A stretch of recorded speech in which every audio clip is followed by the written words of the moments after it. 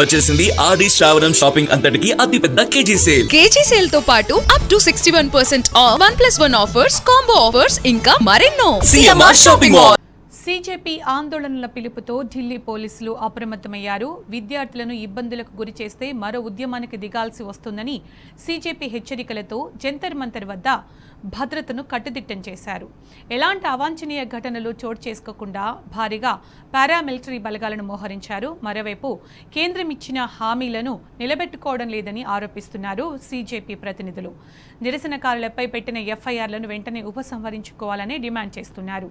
లేదంటే మళ్లీ ఆందోళనలు తప్పవంటున్నారు.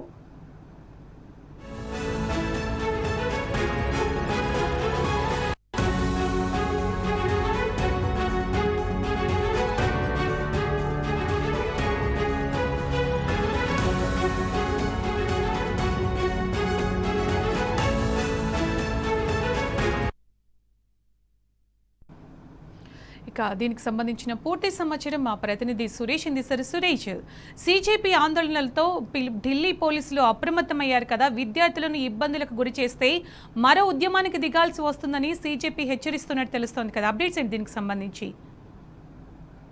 సీజేపీ మరొకసారి ఆందోళనలకు ముందుకెళ్లేటువంటి పరిస్థితులు కనబడుతున్నాయి. ఎందుకంటే గతంలో ధర్మేంద్ర ప్రధాన్ రాజీనామాతో పాటు విద్యార్థులపై దేశవ్యాప్తంగా నమోదైనటువంటి కేసులను వెంటనే తొలగించాలి, ఎఫ్ఐఆర్లు నమోదు చేయరాదు అని చెప్పి తమకు ఇచ్చినటువంటి హామీలో వాటిని నెరవేర్చడంలో ముందుకు వెళ్ళట్లేదు కేంద్ర ప్రభుత్వం. వాటిని నిర్ణయం తీసుకునే విషయంలో ఆలస్యం జరుగుతుంది. ఖచ్చితమైనటువంటి నిర్ణయం తీసుకుని కేంద్ర ప్రభుత్వం విద్యార్థులపై కేసులను వెంటనే ఉపసంహరించాలన్నటువంటి డిమాండ్ తో సీజేపీ మరోసారి ఆందోళనకు ముందుకు వస్తున్నటువంటి పరిస్థితి. మరోవైపు జంతర్ మంతర్ లో ఇప్పటికే సీజేపీ ధర్నా తర్వాత రిజర్వేషన్ హఠావాకు సంబంధించినటువంటి ధర్నాలు కొనసాగుతున్నాయి. మరోవైపు వరంగల్ కాచిపేటకు సంబంధించినటువంటి ధర్నా కూడా కొనసాగుతున్నటువంటి సందర్భంలో ఇక్కడికి విద్యార్థులు రాకుండా పూర్తి స్థాయి భారీ బలగాలను సిఆర్పీఎఫ్, ఆర్ఏఎఫ్, ఇటు ఢిల్లీ పోలీసులు జంతర్ మంతర్, పార్లమెంట్ స్ట్రీట్, ఇటు పార్లమెంట్ పరిసరాల్లో భారీ బలగాలను మోహరించడం జరిగింది. అయితే రక్షణ చర్యల్లో భాగంగానే పార్లమెంట్ సెషన్ జరిగేటప్పుడు 2 లేయర్ సెక్యూరిటీ వ్యవస్థ ఉంటుందని చెప్పి పోలీసులు చెప్తున్నప్పటికీ ఆందోళనలు మరొకసారి ఉధృతమైనటువంటి అవకాశం ఉన్నటువంటి ఉద్దేశంతోనే పోలీసులు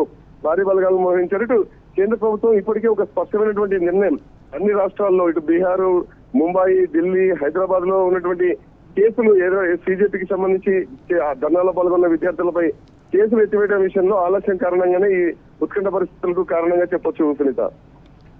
రైట్, అంటే ఇప్పుడు ఏమన్నా చర్యలు తీసుకునే అవకాశం ఉందంటారా సెంట్రల్ నుంచి, అంటే కేంద్రం నుంచి? Right Suresh, thank you.